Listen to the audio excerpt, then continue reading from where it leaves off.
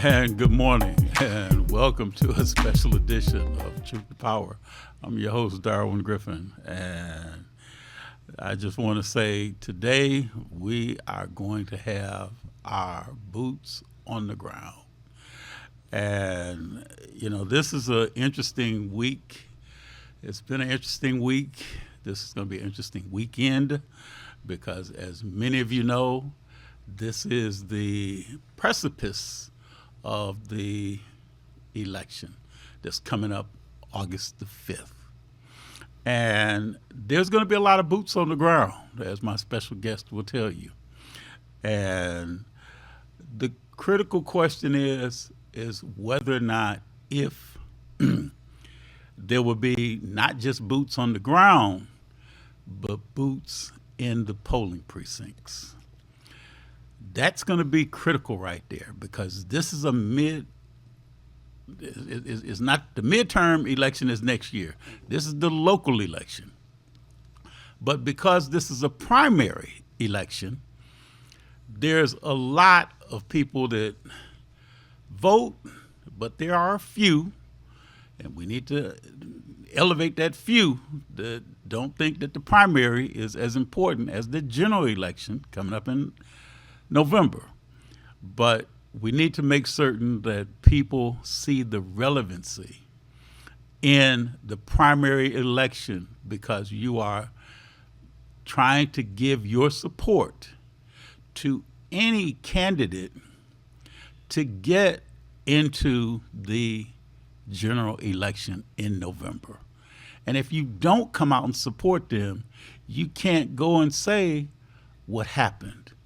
You may be the cause of why that vote that you held back may be the reason why that candidate did not make it out of the primary to get to the general election. So we're going to talk about that in the second hour of the show. But the first hour of the show is my special guest, who is a fellow alumni of Michigan State University. She is got a lot of hats that she wears, including the hat that she's wearing today.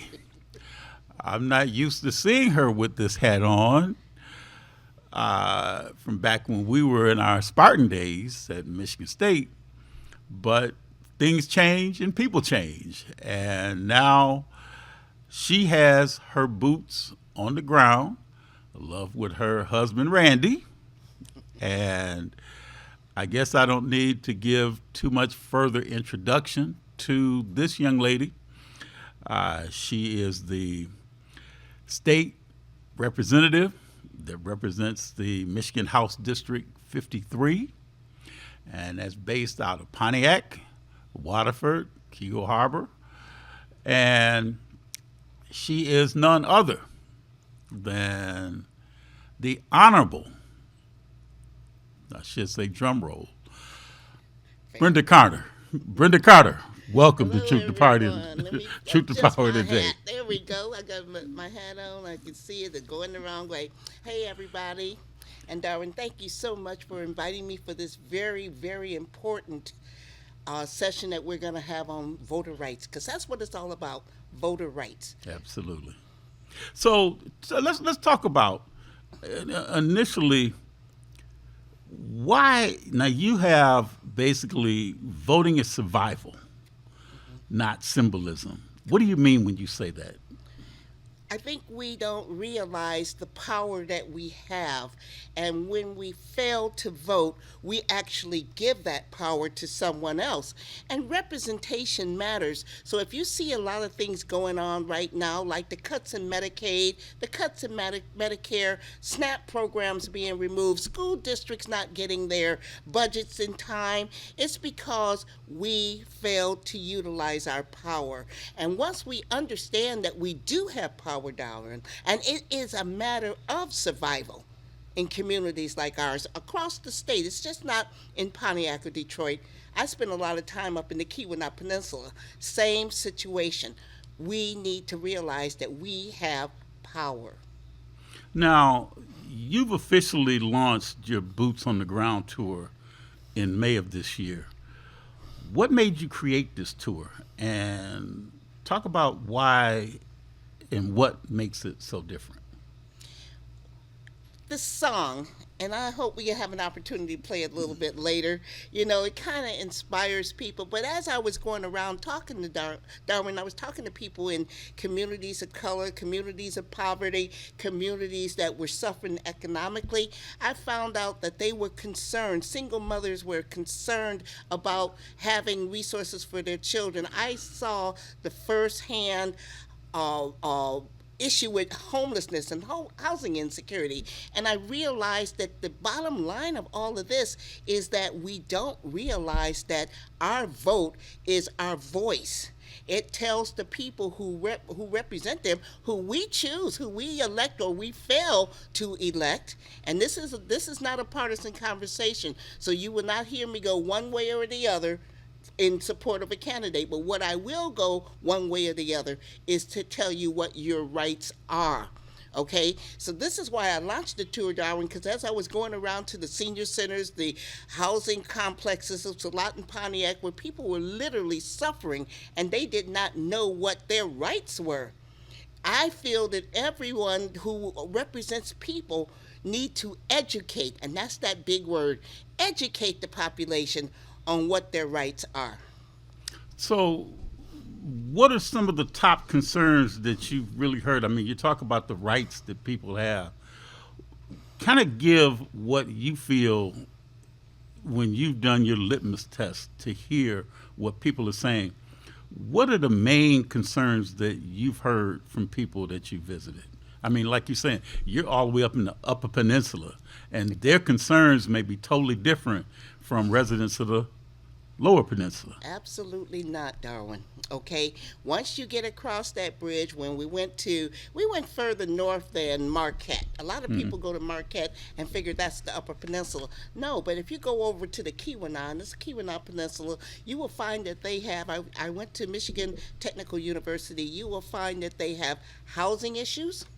The big one, number one, everyone, and I really am going to drill this down so everybody clearly understand that there was some legislation passed in Washington this year that is going to severely impact communities of poverty. And that's was one big beautiful bill, but I call it HR 1.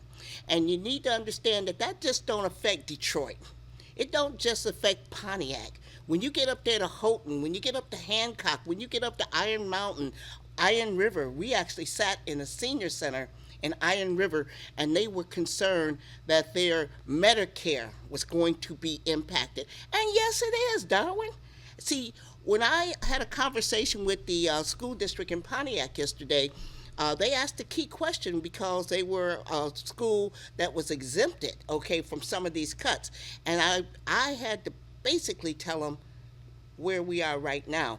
If the budget passed in Lansing as is proposed, districts that are receiving categorical funding, and that's most poverty districts, will be devastated. And I want just let people know, reach out to your representative, whatever district that you're in, doesn't matter. You need to look at what's happening with HR 1. And once again, Darwin, these are the things we need to look at. If your district is getting free and reduced lunches, if your district is getting if you have a high Medicaid population like we do, we learned that almost half of the people living in my district get Medicaid. So if they take Medicaid away, what is that going to do? It's going to increase that population of uninsured or underinsured. And if you drill down, Darwin, and here's the critical fact. In districts like mine, Pontiac, we have high mortality rate. We have strokes, we have diabetes, we have heart attacks, and if right now we're not getting the funding and the treatment that we need to address that in the current state. But if you wipe it all away, what is our mortality rate going to be then? People, please, this is a time for you to get with your elected officials and sit back and say, how is this? This is what Pontiac School District asked me yesterday. How is this going to impact the 3,600 students in Pontiac School District? And I had no other choice but to tell them it's bleak. Wow. It's bad, Darwin. So now, when we talk about voter suppression, and a lot of people think that voter suppression is kind of seen as like a Southern issue. And when you say Southern, like the Southern states, the Bible Belt states. So you're basically saying to the population here in Michigan that it's also happening here in Michigan, not just in like the Mississippis, the Alabamas, the Georgias, and other states down in that southern region, but it's also happening up here. And Darwin, unfortunately for us, we feel that a lot of us feel that this is a Southern issue, okay? That they're holding people back in poverty. And I'm going to say in poverty, and most African Americans are in poverty. Okay, let's drill down. But things like matching your signature to a card, that is voter suppression. Now, there's a bill that I have, I think it's 4625, that I have gotten national acclaim for on many, many media circuits because it is reintroducing cursive writing. Sit back and hear people say, well, why should I do a cursive writing? I got my telephone and I can talk. What if you lose your phone? What if you get to the voting booth, and they match your signature with what's on a card, Darren? What if you can't write your name? That is called voter suppression. What if the people don't even know that at this time right now, you can early vote? So you don't have to wait to, I think it's August 5th. I know we have to early vote, but you can actually go to now. People don't know. And this is why we launched the Boots on the Ground tour, to make sure that we get to our senior population, to be inside of the youth. And I'm going to talk about that a little later, what we're doing with the youth, because I'm really, really happy about that. They are going to inherit this mess. So we got to make sure we leave them some breadcrumbs to help them get through. But if you don't know what your rights are, anybody can tell you anything, right? I can come up to you, Darwin, and say, especially if you don't understand what you're reading, I can come up and tell you, Darwin, I want you to jump off a bridge because I feel it's the best thing for you. No. Go to the people. Go to the subject matter experts. I held a panel discussion where I had the city clerk, that was Garland Doyle. I had the county clerk, Lisa Brown. I had the state deputy. You see what I'm doing? And what I did was I invited the people of Pontiac, because this has got me kind of crazy. There we go. I looked at all right, that's better.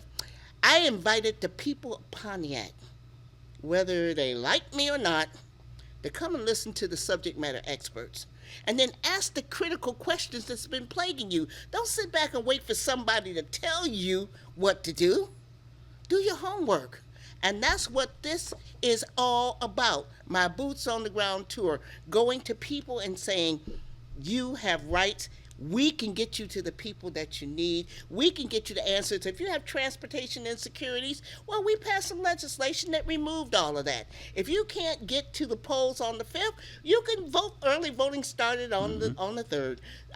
When did it start, Randy? It started yesterday. It started yesterday. Right. So if you don't know that, and if you're not hearing it in your churches, if you're not hearing it in your community centers, if you're not hearing it from your legislators, you need to reach out to us. And see, I see that little stern look that you're looking at the population, telling them they need to reach out to the people that they put in office. Absolutely correct, because when you wear the title, and it's very rare that you will hear me say Representative Brenda Carter, because I don't consider myself a politician. I consider myself a public servant. When you have a public servant representing your needs, you should not even have a question about your voting rights, because they should be coming to you and saying, all right, this election's coming up. Pontiac, this election is coming up. Auburn Hills, this election is coming up. Waterford Township, this election is coming up, and you need to get your boots on the ground. You need to mobilize people in your area to get their boots on the ground. And the reason why is not for Brenda Carter, it's for you. It's for you because, as Darwin mentioned earlier, if legislation passed like H.R. 1, you have to ask yourself the question, did I vote? In the last election, did I vote? Did it matter? I hear a lot of people sit back and say, well, my vote don't matter. Oh, yes, it does. And once again, we're not telling you who to vote for. We're telling you to vote. And that's the critical part right now. We do that with NAACP, we do that with APRI, we do that with other organizations that do the GOTV, the Get Out to Vote. It's more important that people be proactive than to be reactive. And if you want to make a difference, you create it today. Don't wait till tomorrow.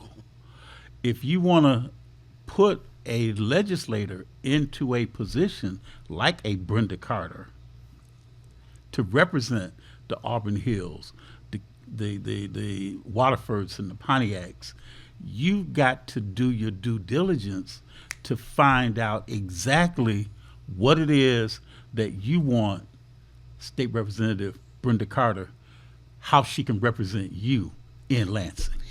That is 100% correct. And Darwin, I really didn't want to go here, and I'm going to go there obliquely or tangentially, those mathematical terms. But too often we put people in office that we like, or somebody that tells us who to vote for. So it's a personality contest. And then you look back at your community and you say, why is this happening? And why is this happening? Most of the time, the people that's in your community that we're electing is not a resident of your community. So, like with me, I can tell you where the Night Riders is and the Old Timers is, and I can tell you what time you can go to the American Legion. I can even tell you how much is the gas on the corner of Baldwin and Yale, because I live in my community. I relate to my community. And what we tend to do, and Darwin, you're absolutely correct, we will wait till the 11th hour. We will get a piece of paper. Most of the time, we have no idea of who's on the list. And we will vote because we heard somebody say this is who we should vote for. What you should be looking for, I'm going to tell you, and this includes me and anybody other legislator, if they're going for a 2-year term, ask yourself just a question, a simple one. What has this person done for our community in the last 2 years? Mm-hmm. If they're running for a 4-year term, like next year, I believe, the governor, the lieutenant governor, the Secretary of State, the whole thing, all the way from Congress on down to the library board, just ask yourself a simple question. What have they done in the last 4 years? And if you come up with the deer in the headlights look like, I don't even know this person, but they want my vote. Come on, people. This is what I'm talking about. This is what education is about. Boots on the ground is about. Because in Pontiac, we have a lot of folks running, okay? And the only thing you have to ask yourself the question, don't ask me, because I'm going to vote for who I feel has done the job. Don't come to Brenda Carter and ask me, who should I vote for? Do your homework. Do your homework. And then you will know who you should vote for. And see, that's really important, because that's something I'm going to talk about in my second segment, is about a lot of seniors are voting absentee. Why? Because a lot of seniors need more time to digest, to process the names and the issues that are on the ballot. And see, one thing I know, Brenda, that you tell time and time again, make certain that you flip your ballot over. And that's critical, because a lot of times people will go and they'll look at the ballot and see all these names, all these positions that they're trying to get you to support, but then they miss, like judges, they could be referendum, could be a lot of proposals. Yes, ballot It could be a lot of things on the other side of the ballot that they miss. And that's critical.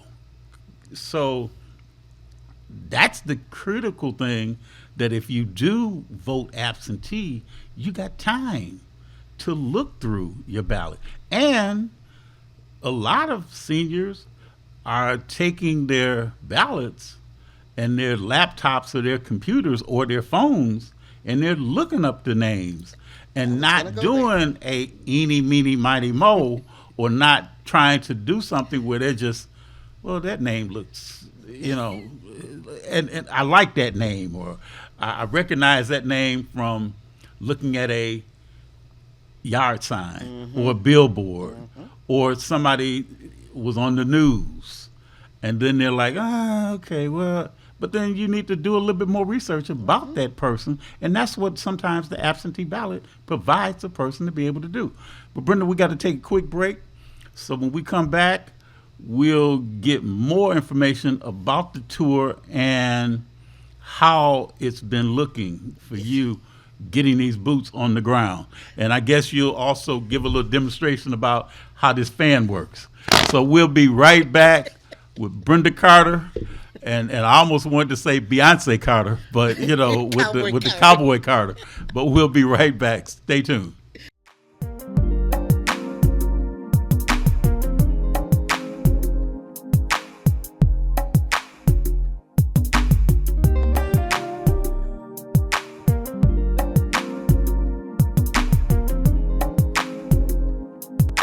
Feel good about your future with tuition-free programs at Wayne County Community College District. Whether you want to be in healthcare, computer science, the culinary arts, digital media, or robotics and automation for the next generation of vehicles, WCCCD has you covered. A full range of programs to achieve your goals, fit your schedule, and give you all the support you need to be successful. All of it tuition-free. Now there's something to feel good about. Register today at wcccd.edu. Muscles, joints, or feet tired, achy, or distressed? Tried everything?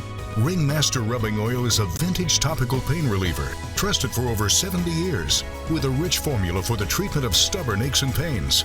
Packaged in a glass bottle for purity, our liquid can also be used in warm water for foot soaks and compresses. A little goes a long way. Try our time-tested formula, available in several sizes. Make a donation to WHBR-TV and receive 2 2-ounce bottles of Ringmaster Rubbing Oil for $25. Call 313-868-6612. Every Monday through Friday from 12 noon to 3 p.m., it's the Tavis Smiley Show, distributed by R.J. Watkins Studios. Clean up on aisle 5. Sounds like my life right now. Just one big mess. What's going on? It's my property taxes. What?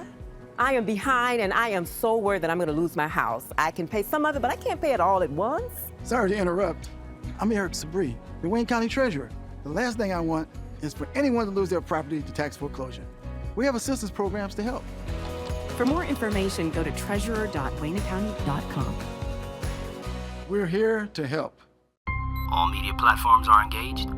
Copy. Get ready to launch your show or product. Periscope ready. We're 5x5 ready to launch. Copy that. Trend worldwide across all major platforms. Ignition. 3, 2, 1. The world is waiting. Watkins Broadcasting. More than just TV. Block time is available. Get yours. Call 313-868-6612. That's 313-868-6612. Executive producer R.J. Watkins. Program director Henry Tyler. 107.5 FM. WGPR HD3. RadioWeCanSee.com.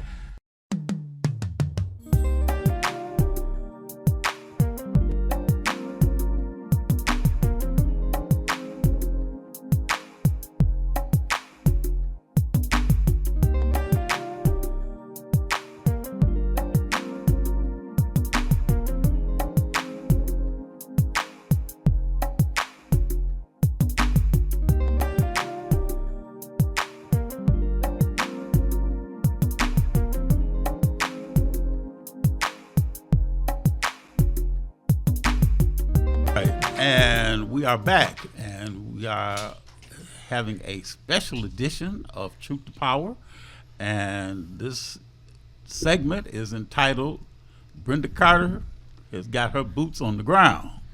And, you know, the question I want to ask you real quick, Cowboy Carter, is just basically give a sense of where you've gone, you know, and how this tour has looked when you've gotten people to realize they need to get their boots on the ground just as you have. And we're going to cue something real quick. We're going to cue some music real this is quick. what I do every time I go somewhere. So this is what you let the fans know. Yes. And I say proverbially the fans. Okay.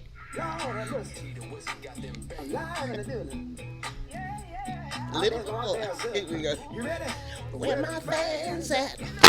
Where my fans at? Where those fans at?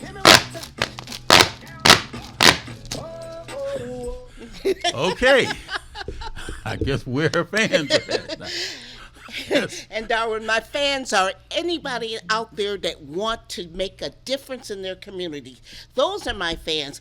Anybody out there that want to make a change. Anybody want to do this by learning the power they have in their vote. Those are my fans. And Darwin, you asked, where have I gone with these fans? I've gone literally everywhere. Pontiac, Waterford, Detroit, up in the Keweenaw, everywhere I go, you know, they look a little strange at first, and they're like, what is that? You know, in fact, Darwin, I thought I taught you how to do it.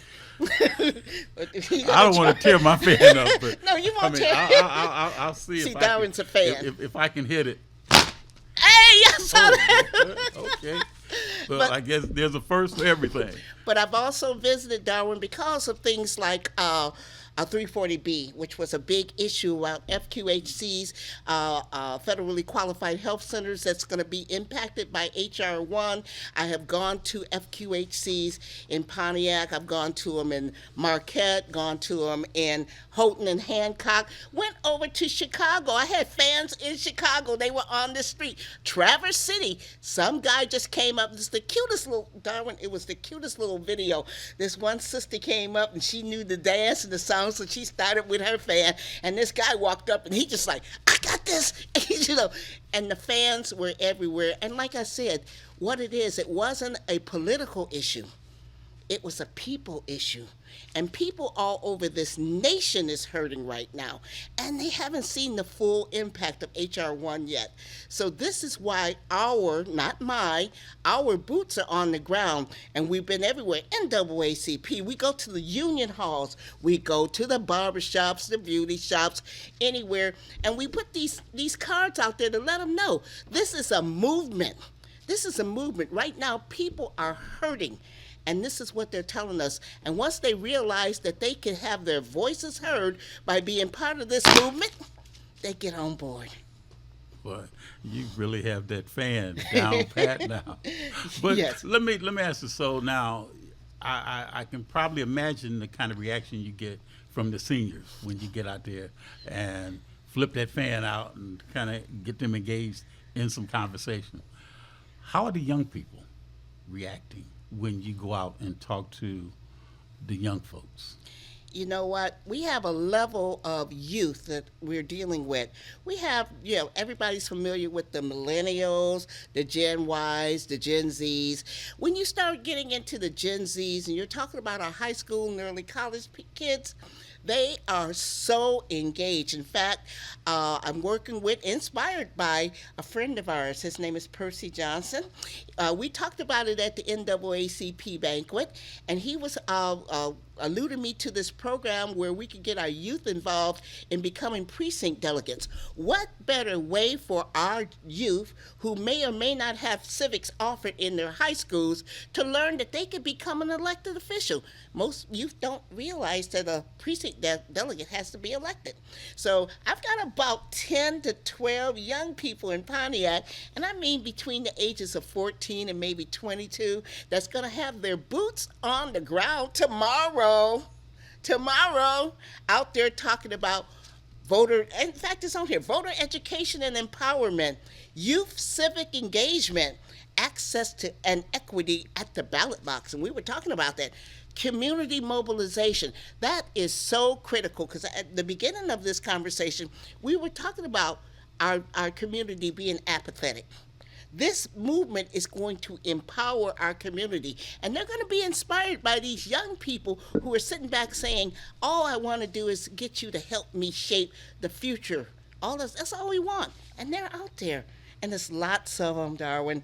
They don't want us to look down at them and tell them what to do. They want to be beside us in crafting this thing, so when we are done with our jobs, that they're ready to take that gavel and move on. You know, it's so interesting because you make me think about a slogan that the philosopher Camus had years ago when he said, don't walk in front of me because I may not follow. Don't walk ahead of me because I may not lead. Walk with me and we'll walk together. And that's the thing that you're doing. You're making this whole voting process fun. Yes. And a lot of people don't see that when they get out there and they're pulling their hair out or scratching their forehead trying to figure out who they should vote for, what issue they should support, and then not knowing, just like you said about civic engagement in the schools. I know that's something that we're doing with APRI, Detroit Downriver. We're doing some things with State Senator Chang to see about trying to get civic engagement in the schools again. So that's something that we really have to really kind of talk more about. And I know you're doing your due diligence to make sure, not just with cursive writing, but also with civic engagement, to learn civics, to know the difference between a county commissioner and a city council person. Absolutely. To know the different branches of government, the legislative, the judicial, and then also the executive. Absolutely. And that's one of the critical things that we need to talk, more and more to, especially to the young people, because that's our future. And we got to get them engaged with wanting to learn about the electoral process. Because that's one thing, too. As you know, Brenda, when we've had presidential elections and people didn't know the difference between the popular vote and the electoral vote. Yes. And people were like, wait a minute, I don't understand how one person got the popular vote, but they didn't get the electoral votes. Right. And that's critical right there. So you're letting the young people realize this is fun, or it can be fun. But now talk about what is your final call to action as we head towards the November election? I can't reiterate enough to anybody that's out here listening to me right now the impact of the one big, beautiful bill that passed and how it's going to cripple not only impoverished communities, but right now our businesses, our small businesses are suffering. My goal for this, and the primary election is coming up in a couple of days, is really important because that's going to narrow that field down. And I'm glad you're talking about civic engagement, because you would be surprised how many people don't even understand the primary and the general election. But the primary is going to narrow that field down, and this is where you really need to get your boots on the ground, because whoever the candidates are moving forward, each and every one of you can be empowered. And this is the word I want to use, empowered, because if your next door neighbor is sitting back and thinking about voting, and you are listening to my voice now, and I'm telling you how critical it is for every single vote now. It is no excuse for a community to have 11% voting rate, or even the 30%. When you look around, and if you look around the neighboring communities that are affluent, they're way up in the 50s and 60s percentage of how many people get out to vote. But if you look at the communities that are struggling like mine, then the people have lost their hope. And this is where you become important, to come out there and say, no, there is hope. We don't have to sit back. We don't have to live in substandard houses, our schools suffering, our seniors not getting the Medicare that they need or the medication they need. We have a voice, and your voice is your vote. If you do not vote, then you give your voice to somebody else. And if you give it to somebody else that don't have a clue what your world is about, there you go. That's where we are. And see, one thing that I tell people, and I know you tested the same thing, State Rep, is that get your sample ballots early so you can review them. Absolutely. So that if there's something that you don't understand about it, that you can go and research it. And if you can't read the ballot thoroughly, a lot of times people get their young, their young ones in their household and get them. I'm so glad you went there. To go and read through the ballot with them. Absolutely. And I would encourage that. Two things I want to just hit on, because not too long ago I was one of them young people too, but I'm not anymore. Our senior centers in my district, we have 3 of them that I can go to. The senior center in Waterford Township, the senior center on the north side of Pontiac, which is Ruth Peterson. But the one I want to highlight right now is the one that gets the most attention in Pontiac, and that's the Bowen Center. And the reason I'm talking about the Bowen Center, because I believe the Bowen Center does a good job of voter education and advocacy. Okay? They meet, the Golden Opportunity Club meets, let me get it right. The world-renowned Golden Opportunity Club meets every Tuesday from 10 to noon, and what they do, they will have people like me come in and give highlights of things that's going on so the seniors would know exactly what is going on. We're not advocating for who to vote, never will. That is not the way we do things, or at least my office doesn't do it. But what we do tell them is that critical things like, well, seniors, if you're depending on Medicare for your, I want to say Schedule A, but I've got my head mixed up with income taxes. But if Medicare, food programs like Meals on Wheels, all these categoricals that are funded by state or federal funds, and this is part of that civic engagement again, and you really need to ask people that you're considering to vote for whether they know about these issues. Because if they look at you with like the deer in the headlights and saying, what is HR 1? What is it going to do to our community? Then you need to know that you're giving your vote to somebody that don't know what the impending doom of this legislation is. So all I'm saying is, with the Golden Opportunity Club, they do a very good job of getting that message out to the community, but we need more. And how did the seniors like the fans? Well, I wasn't able to go to the last meeting, Darwin, but I had my soror, Vicki Ellis, who is the chair of the temporary chair of the Golden Opportunity Club, to give 3 fans to the seniors. And then the seniors, like I said, in fact, I've got a group. They're called the Diamond Ladies, and they're all seniors from the Ruth Peterson Senior Center. And when I have an event, I will have the Diamond Ladies come in. They have their little shirts on, and they have their fans. So seniors are engaged. But what I would ask seniors to do, and I know that's a little difficult right now, we have some challenges with generations that are younger than us. But if we do have influence with our I would say our Gen X's and our millennials, to encourage them to become, I would say, missionaries, mentors, anything to help the community at large understand that they have rights. And with those rights, they have power. And see, and you mentioned too, voting is not optional. No, it's not. Voting is our tool, our weapon for change. To be able to go and leverage community activism, to leverage who makes decisions for us in Lansing, who makes decisions for us in Washington, D.C. That's correct.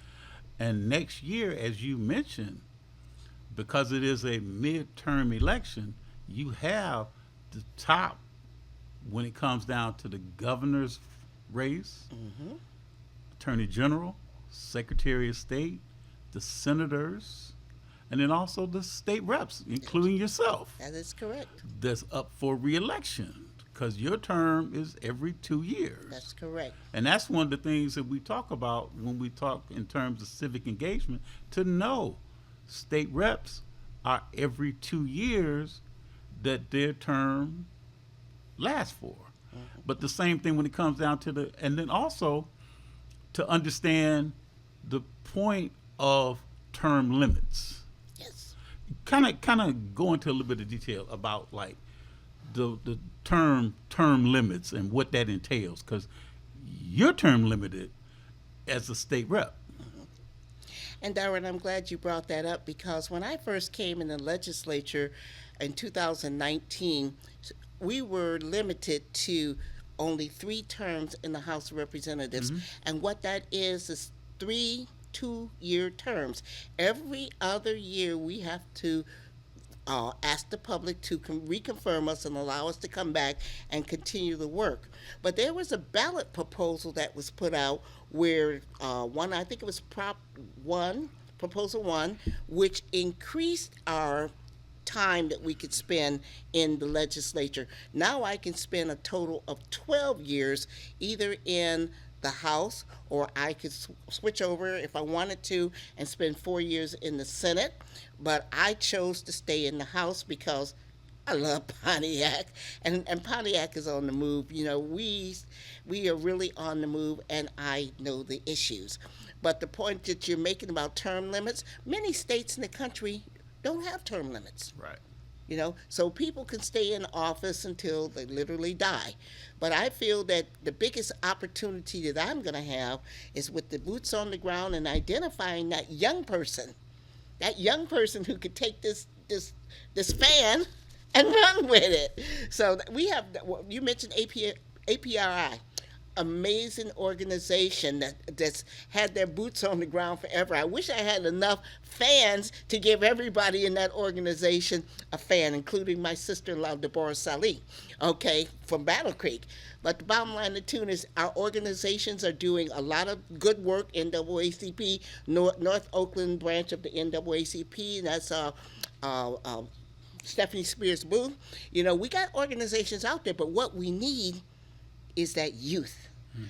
Remember when we were young? I mean, we had all kinds of heroes that were up there that inspired us to get in the movement and kind of made me who I am today.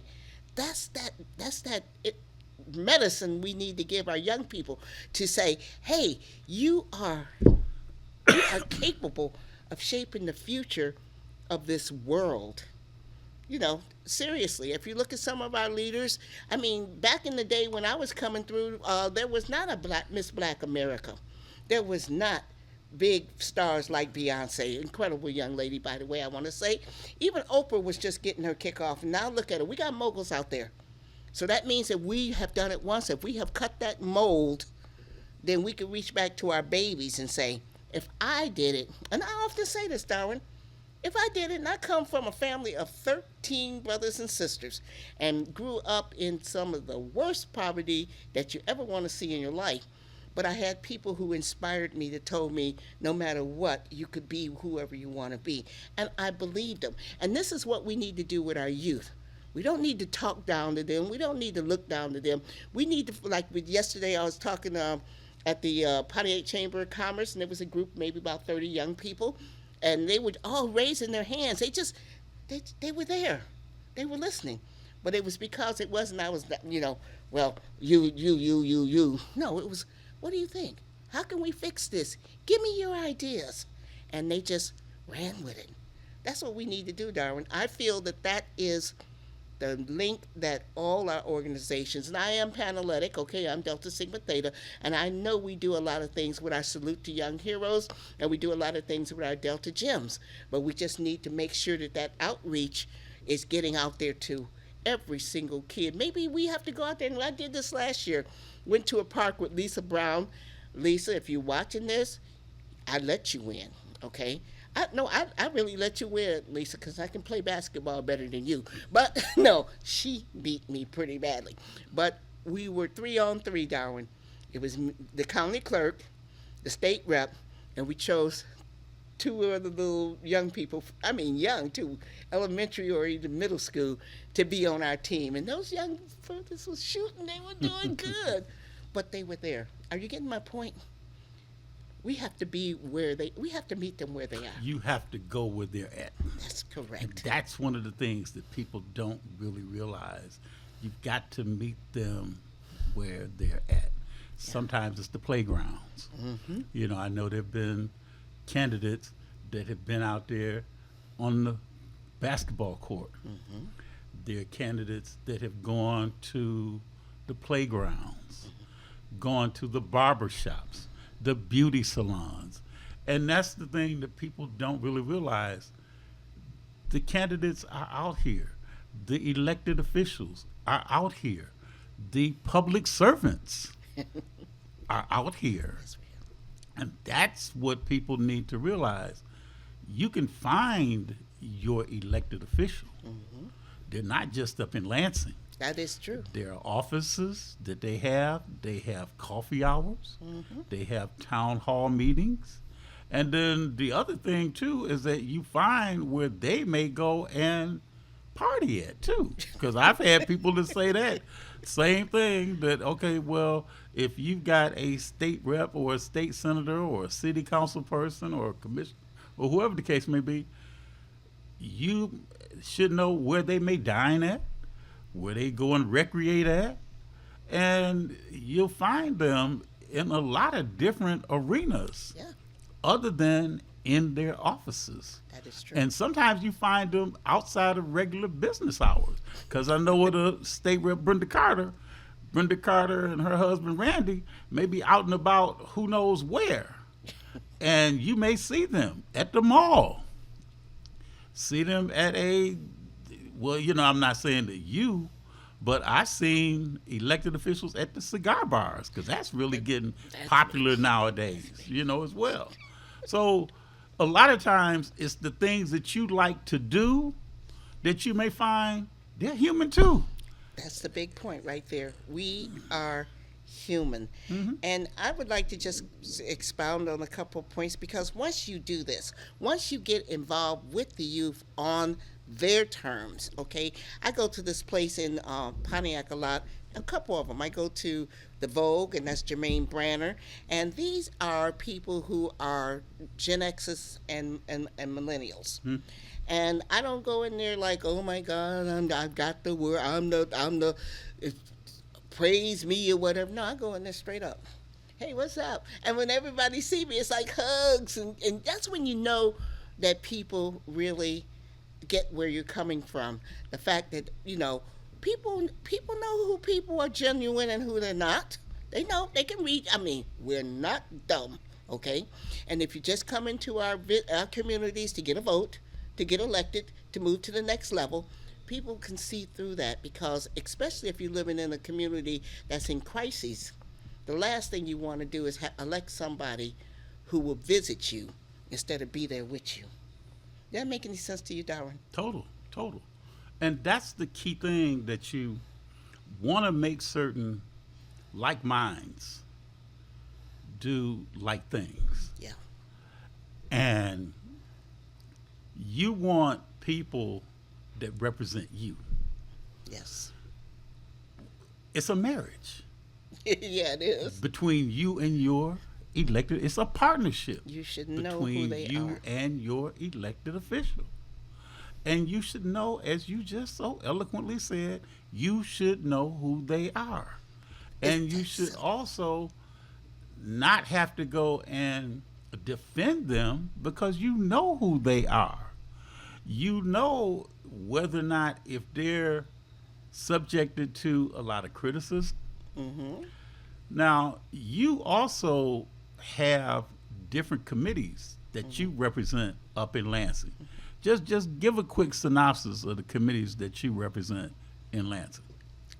Well, I have to give a great shout out to former Representative Donna Lazinski, former Representative Christine Gregg, and most importantly, they were both minority leaders, by the way, these incredible women. But most importantly, to the first black Speaker of the House in the history of the state of Michigan, and that is Speaker Joe Tate. When he became Speaker of the House, he did something that probably wasn't extremely popular to the rest of the world, but he acknowledged the fact that African American people can do incredible things. And I preface that with the fact that when I was on the school board for the city of Pontiac, I was able to make decisions for the school board, but I realized very quickly, especially after they had emergency managers and consent agreement consultants, that it was not only about educating our children, but it was also about making sure that these school districts had enough money to educate our children. And when I went up to Marquette, I saw the same situation in two little cities called Ishpeming and Nagani. They didn't have enough money. The Marquette School District didn't have enough money to take care of all these rural school districts. So I realized at that point that the only way that I could help equalize the situation was not on the school board level, but on the state level. And once I was elected to the state level, and I'm going to where Speaker Tate comes in, he realized that I had a passion for not only financial services, but insurance. And he appointed me as chair of the Insurance and Financial Services Committee, which allowed me to work with banks, mortgage companies, credit unions, learn all of this stuff about financial literacy, and I'll talk about that if we have time, about how I'm bringing that back to our young people to teach them about credit unions, teaching them about bank accounts, stay away from predatory lenders, all kinds of things you learn when you have a seat at the table. But he also made me chair of insurance and insurance. And if you want to learn a little bit more about that, just ask.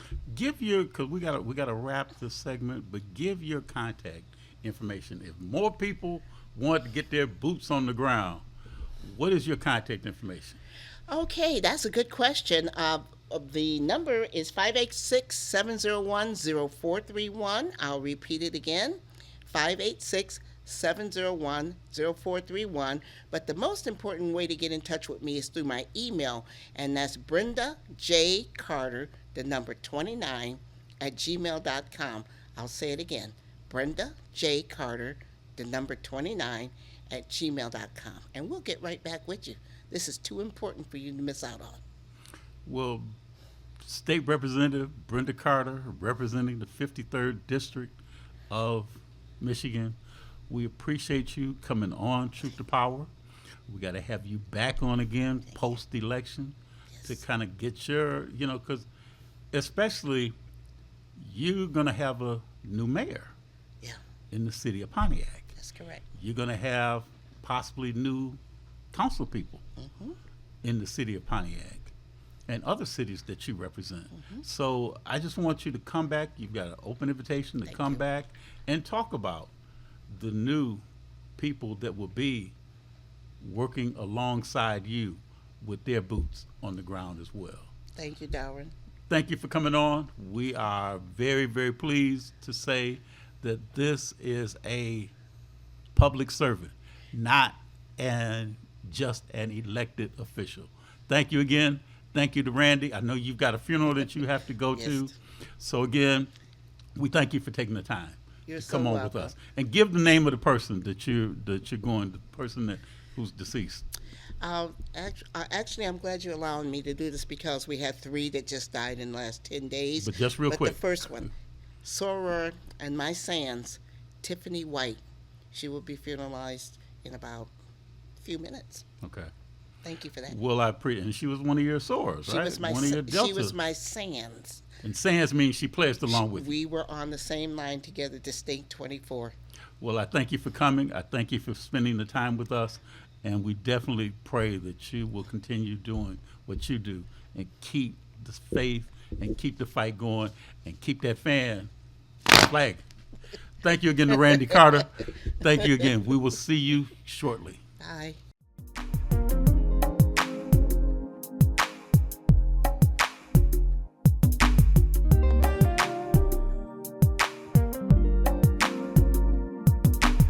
Are you ready to step into the most unforgettable hour of your life? Good, cause you are getting ready to experience the captivating, inspirational, timeless Dr. Claudine Jackson. Join us this season for unforgettable guests, unforgettable stories, and unforgettable moments. Dr. Claudine Jackson.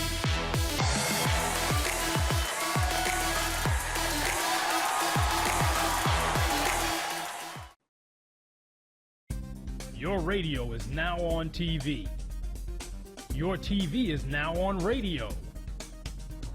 WHPR 88.1 FM can now be heard and seen worldwide. The same platform that hosts all of your favorite content now has WHPR TV and radio. Have your own radio or TV show on Roku with approximately 8 million homes. Debut your music video, clothing line, church ministry, plays, or products. A limited number of slots are available, so act now. For more information, visit RokuDetroit.com or call 313-868-6612. You heard about it. Now come be a part of it. Roku Detroit worldwide. Approximately 8 million viewers. Tune in to the I Love the Hustle show, Saturday afternoons at 12 p.m., followed by Mr. Smooth's Ballroom and Steppers Express Dance Show on WHPR 15.2 Detroit, Apple TV, Roku, and many streaming platforms. See you Saturday.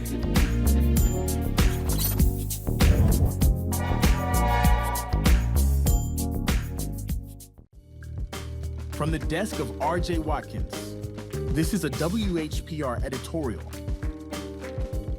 I'm Ariana Watkins, and for decades, my father, R.J. Watkins, has served our community with quality radio and TV service through WHPR and Roku. Today, I'm proud to stand beside him, continuing the legacy built on trust, innovation, and your support. We're here because of you, and we'll keep bringing you the best now and for generations to come. Thank you for supporting us and growing with us. This has been a WHPR editorial.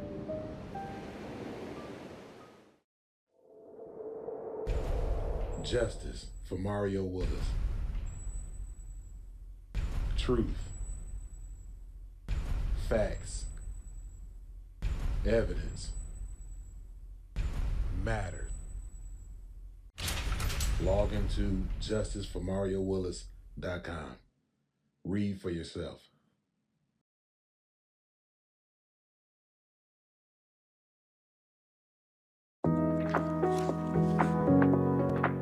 Hey, I know you've seen them. Those sleek vapes that everyone says is better than smoking. Here's the truth. They're not. Did you know that in Michigan, 14% of high school students use e-cigarettes? That's a lot of people risking their life for a quick buzz.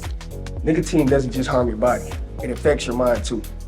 It can make depression and anxiety worse, and even change how your brain handles stress. You deserve better than to let a tiny device control your mood and your future. You know, I thought vaping was no big deal until it starting affecting my mood and focus.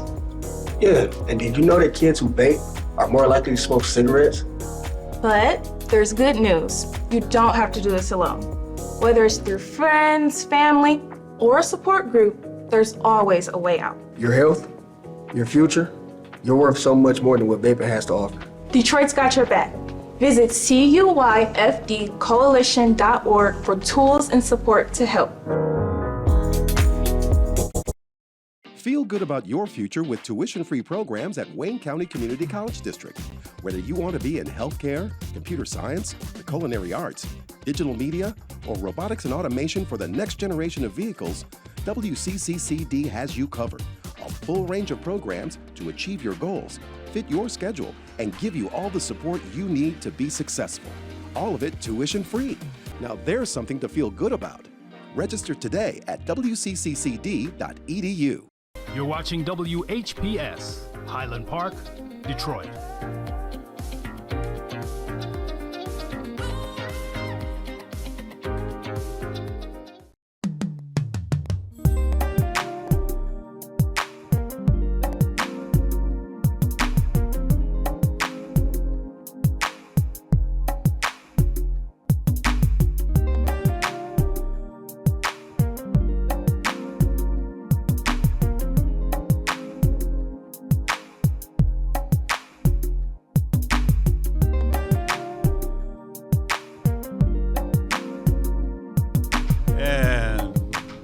Back. Truth to Power. I'm your host, Darwin Griffin. And this segment, we're not necessarily going to have the boots on the ground, but we're going to get people educated about why it's important to make certain that their voices matter next Tuesday, August the 5th.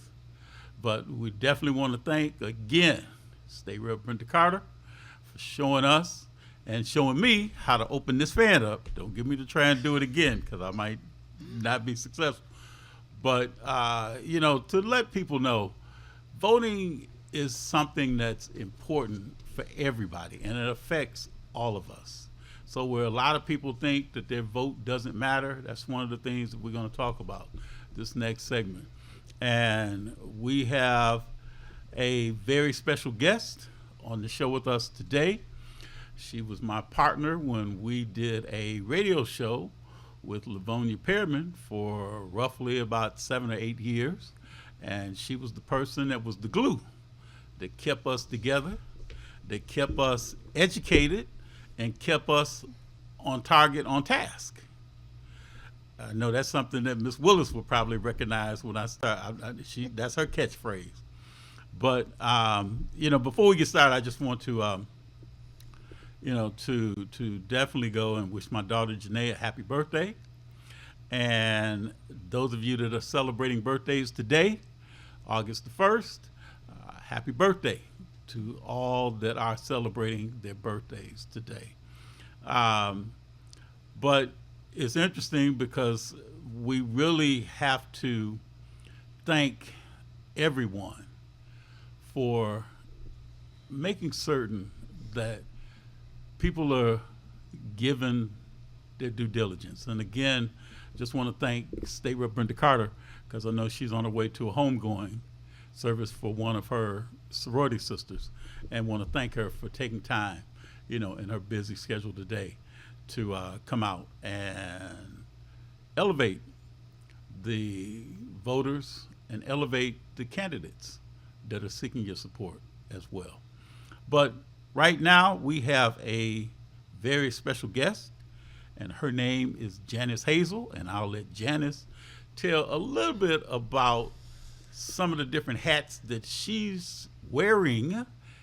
She may not have that cowboy hat, but she's got other hats that she wears in and around the community. Janice Hazel, welcome to Truth to Power today. Thank you. So wonderful to be with you again today, as always. And here at the wonderful WHPR, I invite everyone to download the app on your TV if you're not getting a good signal. I downloaded the WHPR app, and I can see everything clear as day through the internet on your Fire TV or Roku box or however you get TV. Or, of course, you can watch it on your phone. Now, why, just before we get started, why do you think it's important to support Black media like a WHPR TV? Absolutely. This is, we here in Detroit had the first Black television station, right? And so I grew up under that.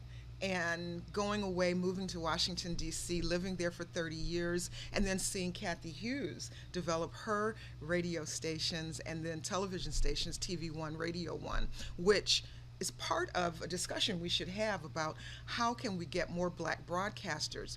I was involved with the Minority Media Telecommunications Council, which was comprised of a lot of attorneys and policymakers that challenged broadcast licenses that were not serving the community. So Washington, D.C., Chocolate City, right? And you have on the airways, or had on the airways, a broadcaster who happened to be white who was talking very negatively about the Black community.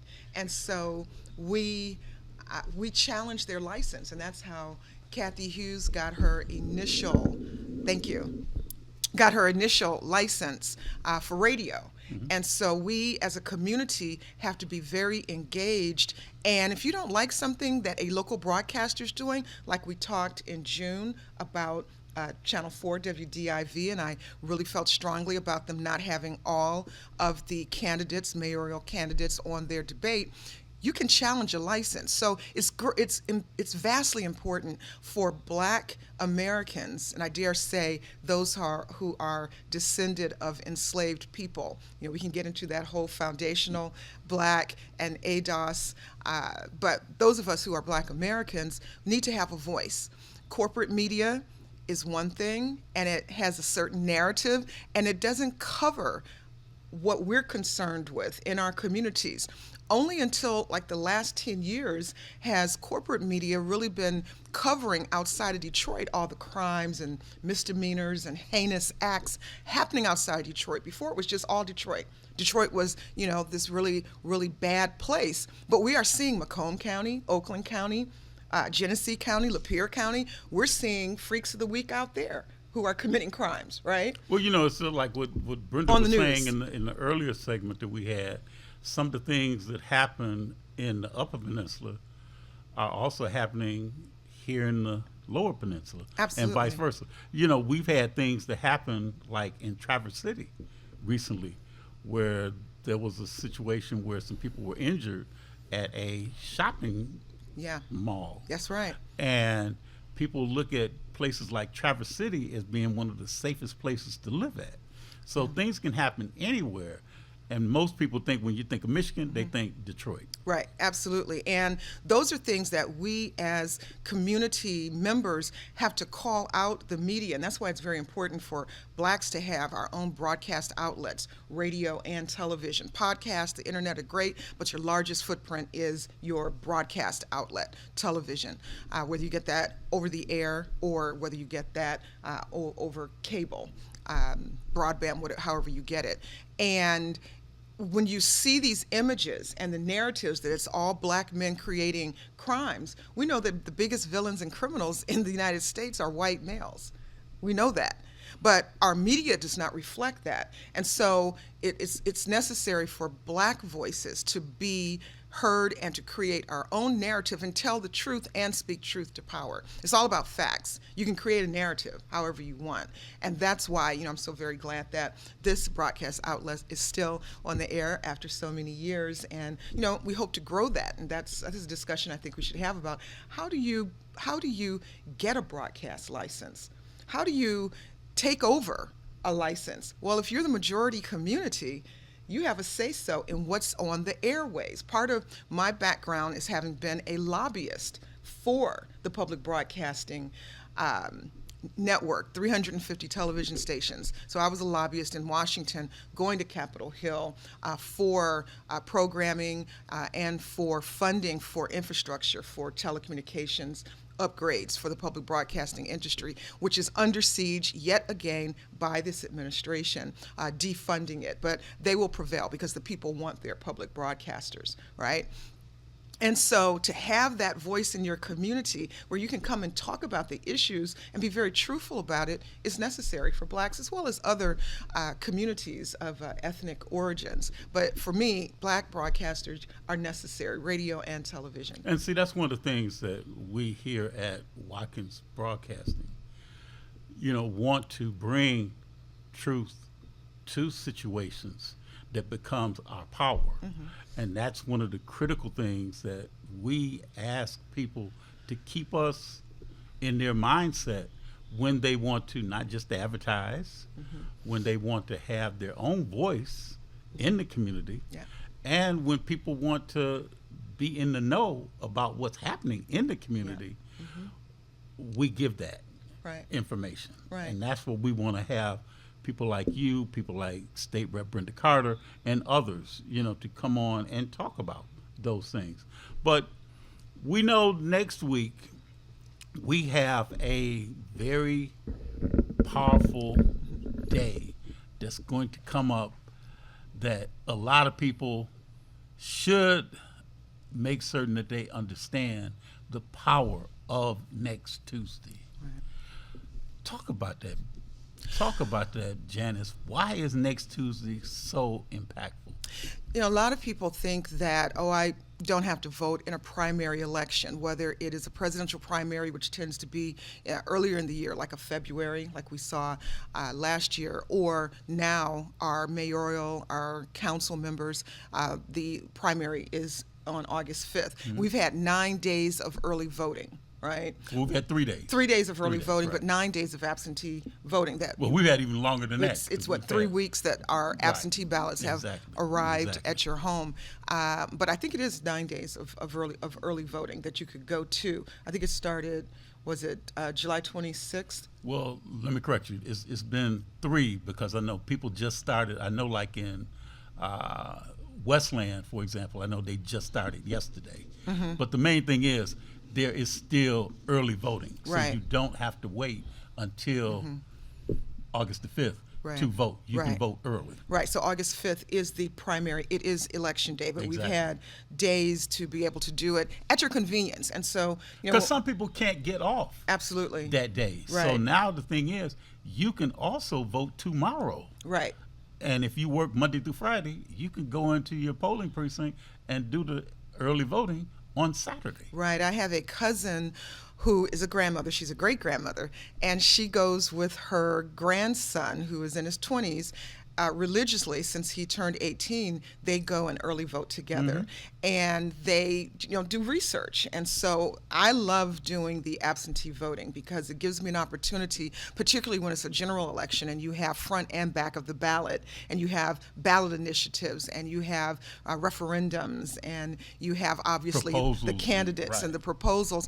It's great to do your research to find out what is it. You have judges that are up for election in general elections. And so it's critical. August 5th is the primary election day in Detroit, and it's a powerful opportunity for residents to shape our city's future, right? Because whoever gets through the primary are going to be the ones that we'll be voting for, and one of those people are going to be the victor for those council seats that are up, the at-large, as well as our districts, our 7 districts, as well as the mayor, right? And so it's critical that you weigh in on the first vote and then you weigh in again on the second vote. Back in November of 2024, we have, I think, 526,000 people registered to vote in the city of Detroit, but only half of that voted. That was in the general election. So it was around 200, maybe 217,000 people who voted. And so primaries, we know it's even less than that vote. Why is that, Janice? Well, we have to ask the people, and I don't know if you have a call-in portion, but the people oftentimes don't think it's necessary. There's a lethargic sense of complacency of not voting. A lot of people, and particularly in the Black community, don't feel that their voices are being heard. They don't feel that it makes any sense or any difference if they do vote or not, because, the corporations or money in the game is what really shapes elections, and it does. And that's something that we should talk about in terms of public financing for elections. And see, that's one of the reasons why I say, too, that we are here. We are here at WHPR TV, Watkins Broadcasting, where as opposed to just advertising on the bigger markets, to come to the Black market and advertise with us as well. Right. Because there's going to be a general election coming up in November, right, where we get into the homes and the viewership of a lot of the Black population, right, in and around Wayne County, the Highland Parks, the Detroits, and other suburbs, right, in and around. But you raise a great point, because when you look at the primary, and sometimes you have, because this is a local election, you really tend to not see a lot of people out there voting, because that's where people complain more about the voter apathy, especially during the local elections. And that really hurts a lot of candidates that could be very qualified for a position, and they just can't get enough people to come out and support them. Local elections, primaries are very important to public safety, to your schools, your roads, your housing, jobs, everything. So it's really important that we vote, and we vote often, and we always vote. I'm of a generation where my parents put their lives on the line, in the 50s and 60s in southern states, and then coming to Michigan. getting their heads cracked open, getting sprayed down by very powerful water hoses, having attack dogs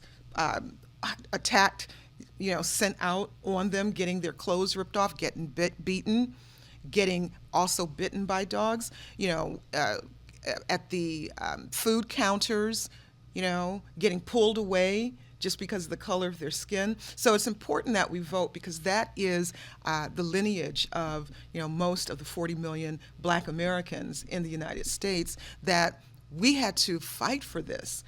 As a woman in the United States, there's only been 100 years of voting, 105 years where women could vote.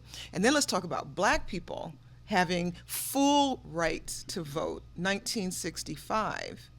My grandparents were already in their 60s, didn't have full voting privileges. My parents were already in their 30s, didn't have full voting privileges. My brother and I were born, and we were infants and toddlers, but just think about that. Our heritage, Black people in America have only really had the true right, full right to vote for 60 years. 60. Now, one thing that we know in terms of, this is a mayoral election. There are 8 candidates that are vying for 2 spots to get out of the primary and into the general election. There are 7 districts for city council in the city of Detroit, and there are 2 at-large seats. So a total of 9 people sit on the council. And there's, I believe, probably about 7, 8, probably might be a little bit more that are running at large for those 2 seats. And they're write-ins. And there are write-ins people as who well. have legitimately become a write-in candidate, which you can write in those people. You will see them on your ballot, and you can always, in general elections, write in your own name. I've voted for myself many times in elections when I was just not thrilled with the candidates. So you can do that. This is America, land of the so-called free, right? So you can vote for yourself. You can vote for Donald Duck, whoever you want to, which I think might have been a better candidate than what we have in the highest office of the land. Oops, did I say that? Well, the thing is that we here at Watkins Broadcasting, we don't endorse anybody in particular, nor do we degrade anybody, but the main thing is that people are able to go and voice their opinions. But the main way that they can voice their opinion is at the polling. Right, it is absolutely. And I will say, I live in District 7, so I won't say a name, but I live in District 7, and the council member over the last 2 years has been having legislative policy sessions where the council member has been educating the constituents on how to participate in government. If you want an ordinance, redistricting, how does that process work? And that's very, very important, such as your block clubs, your neighborhood associations. If you've got blight, boarded up buildings, whatever's going on in your neighborhood, there's a process, and you need to know how to weigh in on that process. You need to know how to look up ordinances. Right now in my community, which I live in the Aviation Subdivision. Say aviation? Aviation Subdivision. Okay. It's a 1-mile radius area of the city that also encompasses Dearborn, so aviation landing strip, right? I got you. Right? Okay. And so that's your Oakman Boulevards, that's your Joy Roads, Tiremans. Aviation Subdivision is bounded by Schaefer on the west and Wyoming on the east. On the north is Joy Road and Tireman, right? And so that's the area. And so we've got some boarded up buildings. We've got a number of areas that we're trying to maintain the splendor of our community. It's the community I grew up in. I'm in the house that I grew up in. I kept it after my parents transitioned to the ancestors. And when people ask me, well, I don't like this or that, I said, okay, so we need to pull the ordinance. We need to find out, what is the ordinance for this? How much of a building can be boarded up with plywood? I wouldn't want that next to my house, right? Because that's starting to bring down the property values. So what do? You ask your council member to look it up. You ask the Legislative Policy Division of the city of Detroit. You can call them, email them. They work for you. Get those ordinances. You can do a Google search, but I think you should go through the city to be certain you have the right ordinance and the right date of the ordinance, because you might pull something up on a Google search, which is outdated, right? So get it from the city and then review it.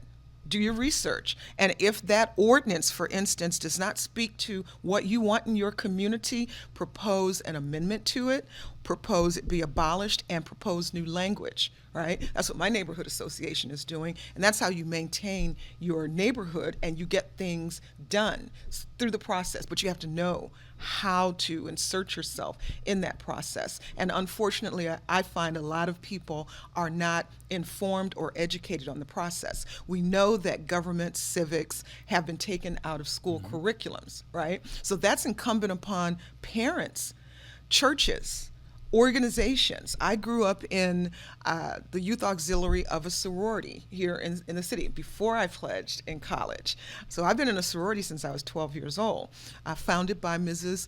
Pat Lewis, Gamma Phi Delta sorority, a black women's business sorority. They had a youth auxiliary for girls and boys right on West Grand Boulevard across from Hitsville, right? The exactly building, right? Right there by 12th Street. Exactly. And so I was learning processes of parliamentarian rules, Robert's Rules of Order as a 12-year-old. I became the international president of that youth auxiliary, traveling around the country and around the world. And so that was an opportunity for me to learn and other young people to learn. So then in high school, right, rock that green and white, Cass Tech, learned even more how to run meetings. And you translate that into your government. So if your schools are not providing that education, you need to provide it if you're a parent. And there's information out there. I mean, we live in such a great electronic age that you can get information, but you have to be sure it's reliable sources. And I want to talk about that later, reliable sources for getting information about your candidates.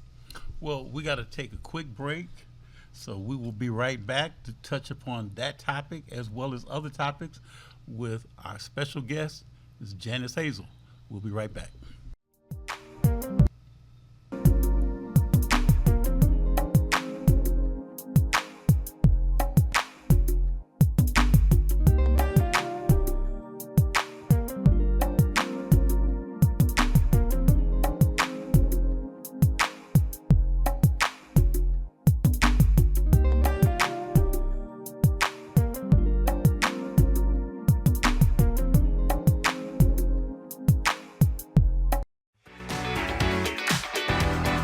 Every Monday through Friday from 12 noon to 3 p.m., it's the Tavis Smiley Show, distributed by R.J. Watkins Studios. Feel good about your future with tuition-free programs at Wayne County Community College District. Whether you want to be in healthcare, computer science, the culinary arts, digital media, or robotics and automation for the next generation of vehicles, WCCCD has you covered. A full range of programs to achieve your goals, fit your schedule, and give you all the support you need to be successful. All of it tuition-free. Now there's something to feel good about. Register today at wcccd.edu. Muscles, joints, or feet tired, achy, or distressed? Tried everything? Ringmaster Rubbing Oil is a vintage topical pain reliever, trusted for over 70 years, with a rich formula for the treatment of stubborn aches and pains. Packaged in a glass bottle for purity, our liquid can also be used in warm water for foot soaks and compresses. A little goes a long way. Try our time-tested formula, available in several sizes. Make a donation to WHBR-TV and receive 2 2-ounce bottles of Ringmaster Rubbing Oil for $25. Call 313-868-6612. Clean up on aisle 5. Sounds like my life right now. Just one big mess. What's going on? It's my property taxes. What? I am behind and I am so worried that I'm going to lose my house. I can pay some of it, but I can't pay it all at once. Sorry to interrupt. I'm Eric Sabri, the Wayne County Treasurer. The last thing I want is for anyone to lose their property to tax foreclosure. We have assistance programs to help. For more information, go to treasurer.waynecounty.com. We're here to help. All media platforms are engaged. Copy. Get ready to launch your show or product. Periscope ready. We're 5x5 ready to launch. Copy that. Trend worldwide across all major platforms. Ignition. 3, 2, 1. The world is waiting. Watkins Broadcasting. More than just TV. Block time is available. Get yours. Call 313-868-6612. That's 313-868-6612. Executive producer R.J. Watkins. Program director Henry Tyler. 107.5 FM. WGPR HD3. RadioWeCanSee.com.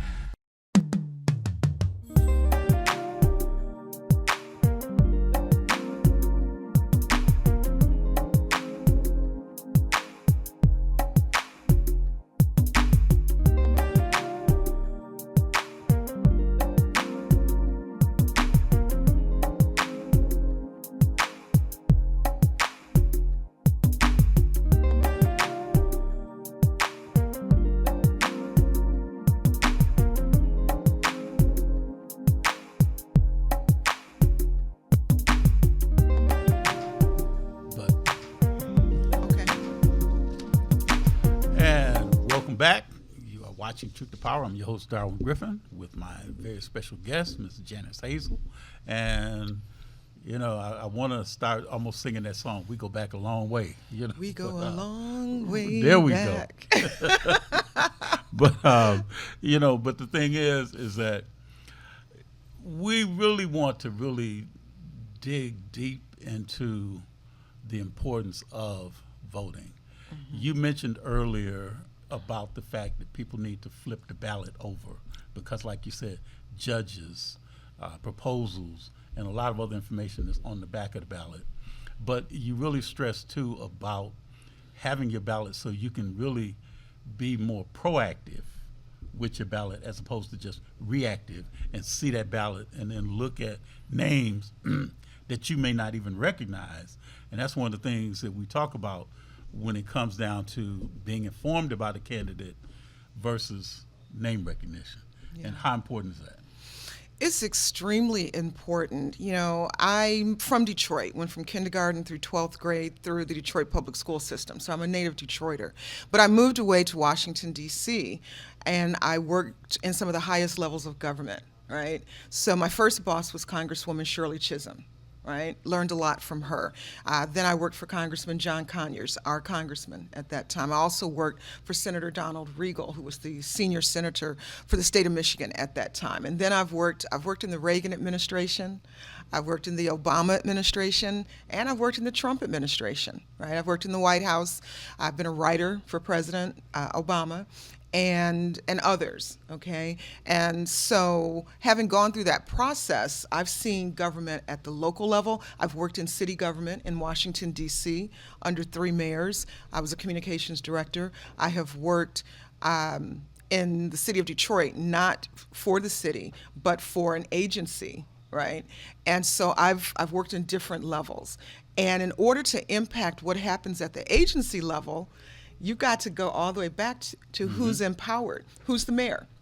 Because the mayor is going to appoint those agency directors, and the council will confirm them in any city, any township, any jurisdiction, right? And so when you're not voting in local elections at each point, primary and then the general, then you're not using your voice to shape who is going to ultimately make decisions for you. Is very, very important. Okay, and so if someone is elected that you are not aligned with politically, you still have a voice. Yeah, and they still have to be accountable to you, right? And so that's why voting matters at every level. And it's important to look at all of the boxes on your ballot and look on the back of your ballot. Sometimes people only vote the front. Well, on the back is a lot of times where you have your judges, and oftentimes we have to go before a judge in the city of Detroit, right? And you want to know that those people are truly committed to justice and not just locking people up, throwing away the key, or looking at case by case why someone might be in a situation. Why is this person not paying their tickets, and then parking tickets, and then, or traffic tickets, and then, you know, they get put in jail? Well, that crosses a lot of boundaries, because now that person has been taken away from their family, from their job. And you want to know if the people who are making those decisions are fair and equitable and look at the total person and not just what crime may have occurred and why that crime may have occurred. And that's the critical part when it comes down to the different branches of government, not just on a national level, but also on a local level. As you're saying, the judges, who then are the ones that create the laws that you are governed by when it comes down to penalties, that if somebody commits a crime or an infraction, as to how many years or months or whatever that somebody may be incarcerated for. Right. And that's critical, right there, because you want a fair judge right. that's going to go and make certain that if somebody commits a crime, that person is going to be prosecuted as well as receive whatever penalties that judge has in their jurisdiction. And some kind of rehabilitation. Exactly. And because everybody doesn't need to be locked up. Right, exactly. Right, and because sometimes there are reasons why certain types of crimes happen. Did the person get pulled over and not have a license and or insurance, and so you shouldn't be driving? But we're in the city of Detroit. How do you get anywhere? Our transit system is very poor. It's been poor since I was in high school, over 40 years ago.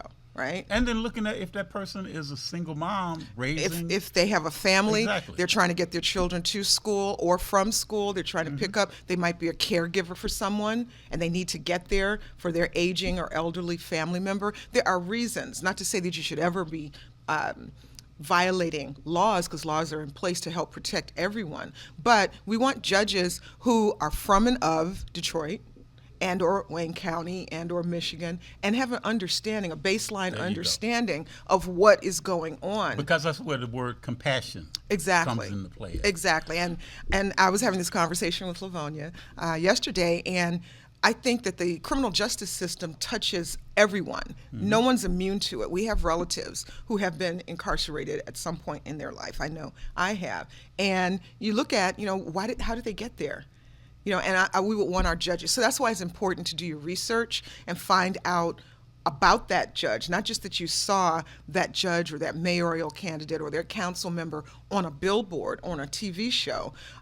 What is their record? Right. Exactly. What's their record? What have they voted on? How have they voted on things? And is that in line with what you want and need in your community? Yeah. And now you mentioned the word research. What are, Janice, some of the tools that people can use to research candidates and issues? Oh, there are many. And so let's drill down to Detroit. And I think that people should always seek out non-partial, non-partisan entities to get their information from. And there are two that I look to: Citizen Detroit. Citizen Detroit, if you just go to Citizen Detroit's YouTube channel or their website, they've done a really good job of giving voice to everyone who's running for an office in this upcoming primary election. All of those candidates, unless they did not respond, but I think everybody responded, they've done 2 and 3 minute videos, and you can look at them and you can hear in their own words what is it that they have done and what is it that they want to do, so that you can be informed and you can look. That's what I did. I was very, very appreciative. Bridge Detroit, which is a newspaper, online newspaper platform, they've also given voice to candidates by doing interviews. A lot of times they'll send out interview questions and the candidates can respond, and sometimes candidates don't respond, and that should tell you something as well. If they haven't taken the time to give information that can be publicly available for the voters to know more about them. I was looking at some candidates and I didn't know anything about them. And it's not that you've always served in government or held some other political position. I want to know, if you have children, have you served on their PTA? Have you helped to get a speed bump for your community if there's people who are driving too fast? What have you done? And it doesn't always have to be that you were in a political office, but have you done anything in the community? That speaks volumes. We have people who are in our House of Representatives for the state of Michigan who've done nothing in community service, but they had a lot of money behind them, and they put out a lot of ads, a lot of billboards, a lot of flyers coming to your home, and they did no community service. And those are the things that I look at. You know, once again, if you're a parent, have you participated in the PTA? That's service. When I was in Howard, in Washington, D.C., I worked in a lot of spaces. One of them was Howard University. I worked at their television station. And the president at that time was a Detroiter. And he always talked about servant leadership. It's not that you're just a leader in your workplace, in your community, but you are serving. There's servant leadership. And I would invite the voters to look at, are these people who are running for office running just for a job and a consistent paycheck or name recognition, or are they servant leaders in the community already? And that's one of the questions that I ask a lot of elected officials when they come on Truth to Power. Are you an elected official, or are you a public servant? Mm-hmm. And there's a difference, as you just so eloquently stated. What a public servant does in the community that they may represent. And just like you were saying about getting a speed bump put up, or to even get a traffic signal on a intersection that might be a really busy intersection where you've had children that need to cross to go to school or go to the store or even to recreate, right, that you may need a traffic light. Let's talk about that. I was at a relative's house who's on the northwest side of Detroit, and they bought the vacant lot next to their property, which meant they had the corner lot and then their home. And they have small children. And so we were over there, and my other cousin and I, which is the grandmother and the great-grandmother of these little children, we had our feet in the inflatable pool, right? And we were outnumbered, we were outgunned because the children had water guns. They had those super soakers, they had all of that stuff. And so I went old school and got the what is that? The hose, the water hose, and you know how you put your finger over the hose and you can spray. They didn't know anything about that, so I was able to. That was the old time way. That was the old time. time. We used to do it before we had the super soakers and right. And so I was, holding down the fort that way. But then they got out their little soccer ball and they were kicking it. Well, of course, that ball's going out in the street because at this point in time, there's no fence around that vacant lot where they're able to run and play freely. And so I said to my cousin, you need to and people were blowing through the stoplight, not the stoplight, the sign, the stop sign. People were just blowing through that stop line. And so we said, you all can't kick the ball anymore because that ball is invariably going to go out to the street. And we don't want you running out into the street. So I told my cousin, you need to request a speed bump. You and the people on your block need to get together and get a speed bump. And this is how you do it. Work with your district manager, right, from the city of Detroit, the mayor's office, and with your council member. And it's a process. You've got to get signatures. You've got to get the majority of your block to agree to it, and then you move through the process. But that's about knowing how to interact with government. That is supposed to be there to protect you, right? And protect those babies, those children. Not only in my cousin's block, but the next block, there were children playing as well. And so if you see something happening that is not good for the health and welfare of the community, like people running through, driving through stop signs and stoplights, right? And at high speeds in residential areas, then you got to do something about it. And what can you do? You can get speed bumps to help slow that down, or maybe you need a traffic light. Well, right? now you are a part of a neighborhood association. Talk about the importance of neighborhood associations and how somebody can find out if their home is in a district where there's a neighborhood association. Right, so there are block clubs and there are neighborhood associations, and you can go to Detroit MI.gov, right? DetroitMI.gov. That's the website for the city of Detroit, or you can call. I don't have the number right now. Maybe during another break, I'll get the number for you. But you have people working for you. You have your district managers. So there are 7 district managers and 7 deputy managers that you can contact to help you with the process. They work for the mayor. And then you have your council member, which there are 7, and then there's 2 at large, right? So all of them are supposed to be working for you to help you through the process. There's a website, the Detroit Department of Neighborhoods, that gives you all the information, and you can look up to see if your community, your zip code, if you have a block club. And I think there's over 300 block clubs in the city of Detroit. There might be more. And neighborhood association. So your neighborhood association is the larger entity that typically block clubs are members of. So I'll take my area. My mother was the president of our neighborhood association for many years. Many of you will know Joseph Walker Williams, right? We have a recreation center named after Joseph Walker Williams. He was the president of our neighborhood association when I was a child. Huge community advocate that got a lot done for the city. And when you have issues in your community like blight or whatever it is you want to get straightened out, the power of those block clubs coming together, the signature on a letter that goes to city council or to the mayor or to the governor, whoever you're trying to deal with, or an agency, right? Building safety engineering, for instance, if you're talking about boarded up buildings or unsafe areas, then a letter that's signed by not only a person, but signed by a block club president that represents a block, signed by several block clubs that represent lots of square mileage, and signed by neighborhood president. Now we're talking thousands of people, and that gets recognized. And so that's how you can lend voice to something.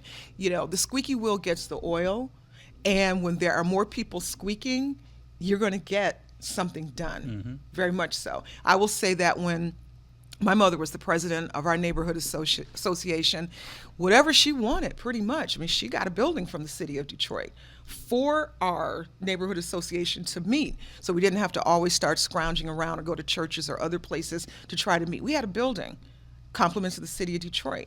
And what did they do? They programmed for the community, intergenerational programming, so that at the time there was Mackenzie High School, Dr. Charles R. Drew Middle School, which was my middle school, McFarland Elementary School, my elementary school, Barton.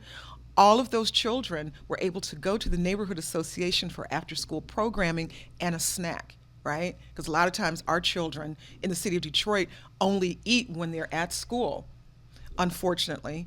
And then they got a snack there. And then my mother pulled together a lot of other seniors, because she was retired at that point, a lot of other seniors who were just at home watching TV but had skills because they had been teachers or they had been firefighters, whatever they were. They would come and do after school tutoring, right? And they also had a cheerleading team.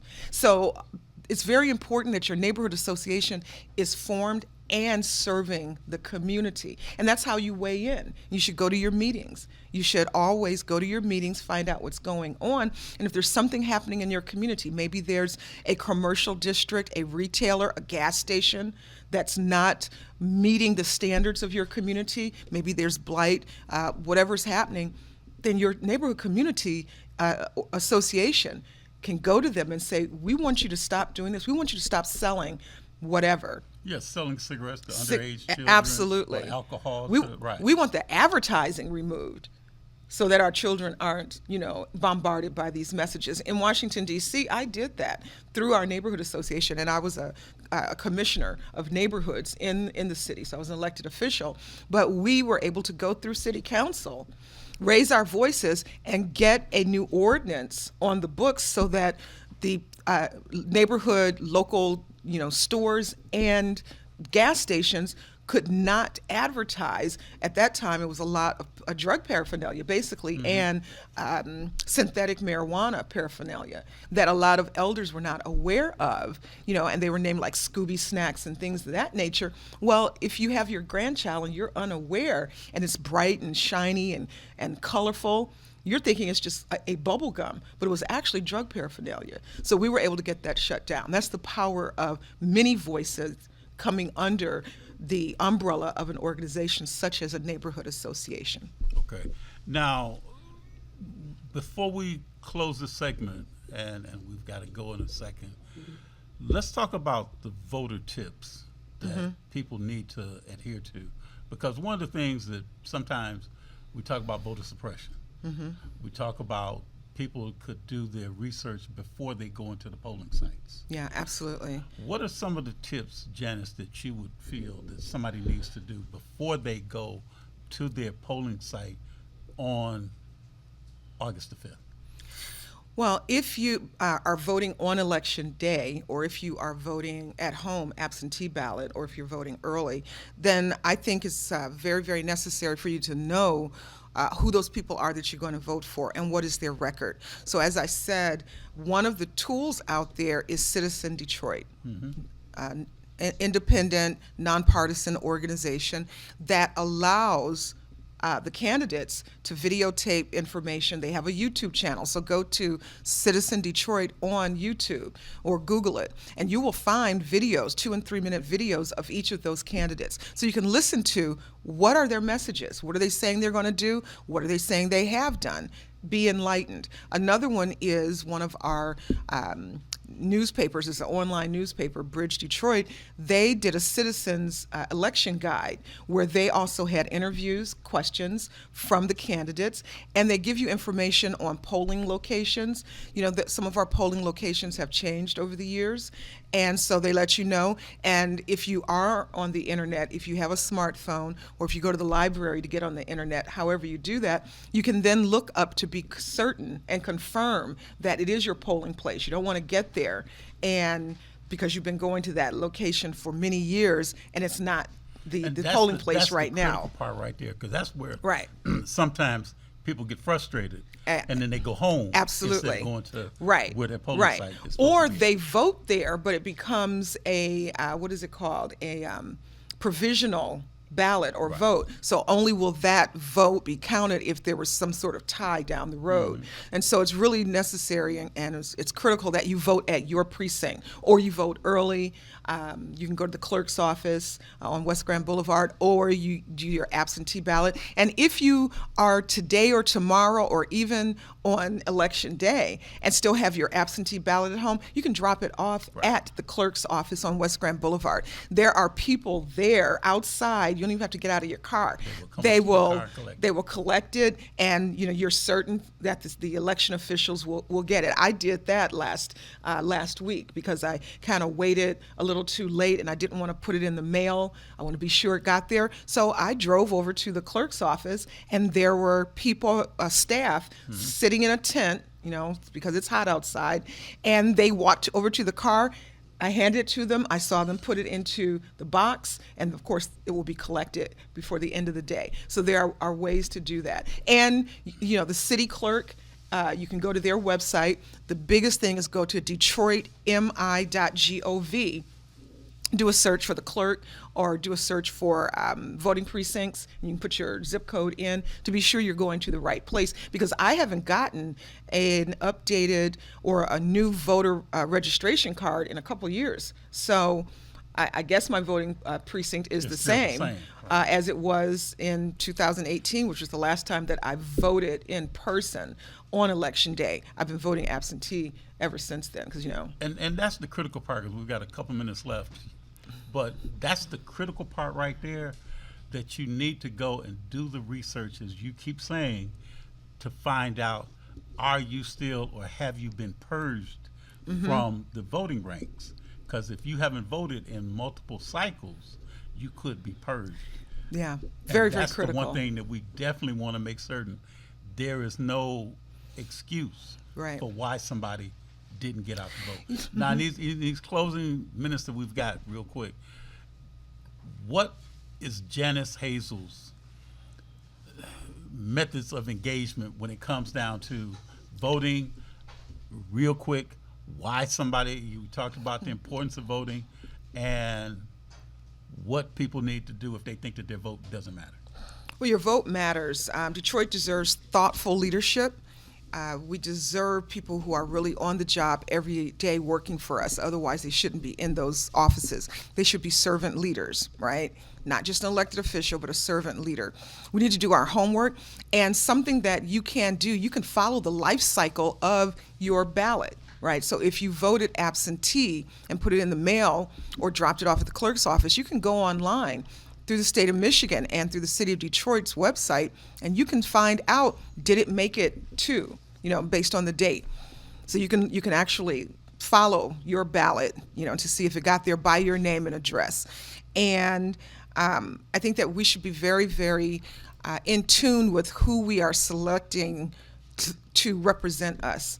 So I think in closing, that's what I would say. Do your homework, vote early, and vote often, and be an informed voter. There are lots of tools out there for you to do that.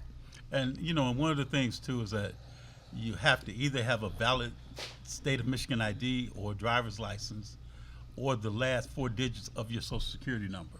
Right. And only one is really required, one of those 3 that I mentioned. And you have to be at least 17 and a half years of age. And if you are definitely that age within the 14 days of the election. So that's critical right there. Janice, it has been a plum pleasing pleasure to have you on the show with us today. We really want to make certain that everybody exercises the power of their voice and get out and vote, because that's what really matters, because a educated population is a population that votes. And once you vote, you still have say-so. If those people that you voted for aren't doing what they said they were going to do, hold them accountable. Go to those meetings. Call them out. I mean, I'm not going to say that. I will say this. When I show up and show out, I get things done. When there's something that I want, I'm going to be a very loud advocate for it, for my community. And that's your right. People have died for that, for you. So show up, show out, vote often and early, and then hold those elected officials accountable. Yeah, because that's the thing, because if you don't like what that person is doing, you can vote them out. Absolutely. I've done that. And again, I spent the majority of my career in Washington, D.C. There was a council member that was not voting the way that they should have for our community. And we really went to bat on that. And I said, I'm going to have your seat. I'm going to get rid of you. And I did. Just by getting the community together, and we voted that person out. And that's the important part, is to make certain that you know your candidates, know your power, and you bring truth to your power. Janice Hazel, thank you again for being on Truth to Power today. The main thing we want to tell everyone is to make sure that you exercise your voice and vote. If you don't, you can't complain about the people that get elected if you don't vote. So make sure your voice matters. You've been watching a special edition of Truth to Power with Ms. Janice Hazel, with State Representative Brenda Carter, and we want to thank everyone for tuning in, but also, too, we want to make certain you continue to support Black media, and we're going to be biased and say we definitely want you to support Watkins Broadcasting here at WHPR TV. Have a great, and safe weekend.